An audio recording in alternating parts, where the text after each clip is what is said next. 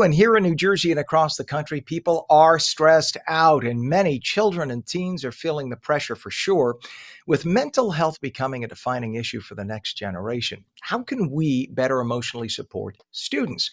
Josephine Hunt is an educational leader, a speaker, and instructional coach with a clear mission teaching our students resiliency. And we welcome her now. Good morning to you, Josephine.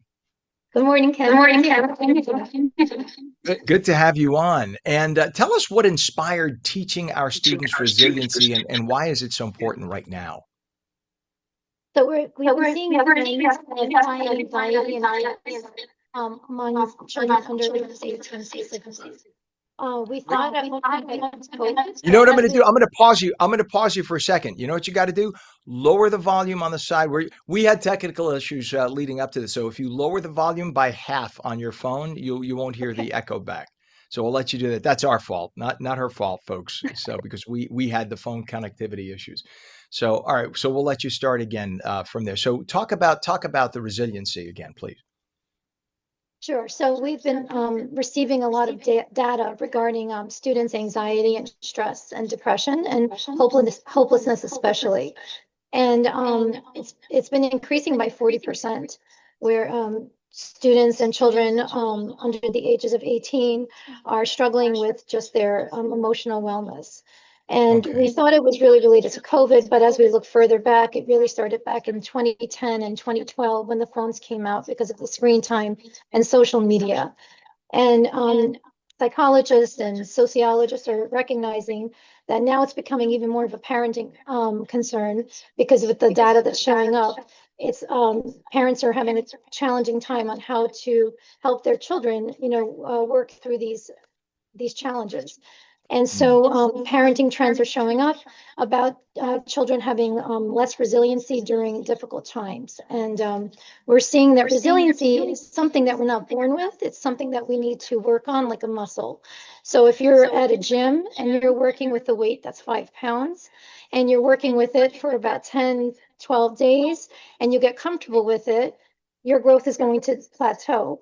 And the same goes with resiliency. We have to increase the discomfort in order to have growth and evolving for our children to work through the challenges of social behaviors and so forth.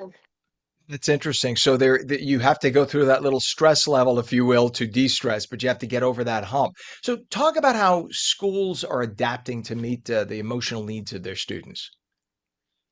So we're working through those kinds of like conflict resolutions and MTSS and SEL programs in order to best meet the needs of our students. We're considering screen time and social media.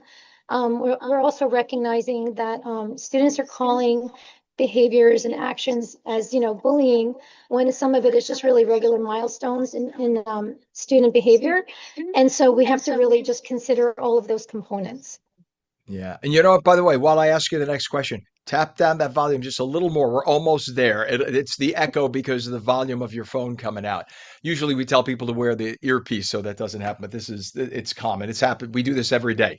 Um, what are you hoping to convey to audiences when you speak? And what has the response been? Have people gotten the concept and embraced this? What we really want for teachers, educators, and parents is to allow their children or students to really go through the natural and logical consequences of life and their behaviors and their actions in a safe manner, of course. Not, where it's unsafe, but let them deal with and work through the discomforts of not completing their homework on time or being late for something. Let them have the natural and logical consequences. Parents are over parenting in their real lives versus the virtual world. And so it's really important that parents oversee their screen time. It's more important to get involved that way as a parent rather than bringing in their homework if it's late or doing it for them. So it's really like a mind shift of how we handle parenting and education.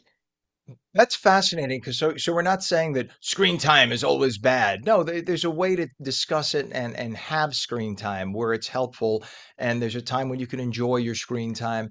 without overdoing it. So that's kind of a nice compromise where the parent and the child can work together. What are the age groups that you would say are most at risk right now? that are most, sorry.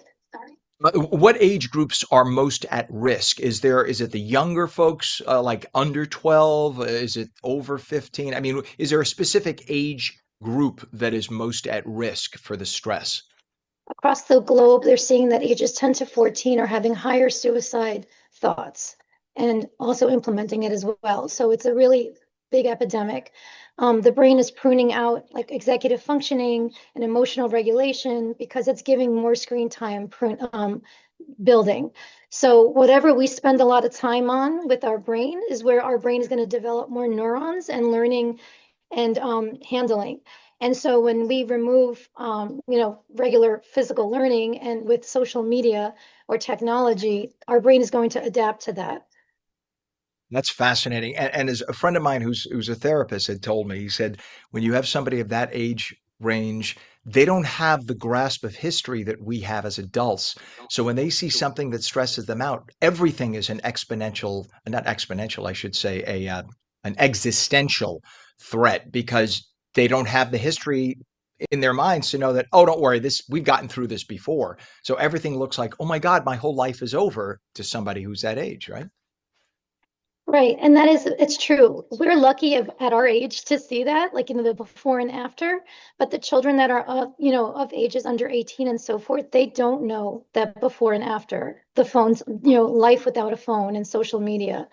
And so as parents, it's really important and educators to really, keep an eye on like what the children are working on and what they're exposing themselves to. They really need more like face-to-face engagement, and outside play, and unstructured time.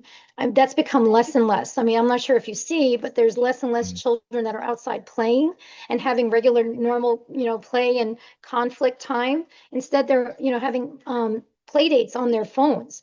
Like they'll actually have a gaming, settings where they're at their own house in isolation, and it's, dark and sad. And they are socially involved, but it's in that over the screen manner, and that physical Mhm. dynamic is being lost. Josephine, what's a website for people to get more information about you guys, about you? You can reach me at Josephine Valaric Hunt at gmail.com, and I can give you any information you want, especially all the experts I've been working with. I've been very lucky to have some really fascinating psychologists and psychoanalysts who really just brought a lot out. And Jonathan Haidt is an excellent resource. He wrote The Anxious Generation, and he was the one that it was his work, as well as Tom Kirsting's work, Distracted and Disconnected, that really spawned my work in this. And I just wanted to bring that information and support to educators and parents to best support our children's needs. Teaching our students resiliency. Josephine Hunt, thanks for coming on this morning. We appreciate you. Thank you for having me. You bet.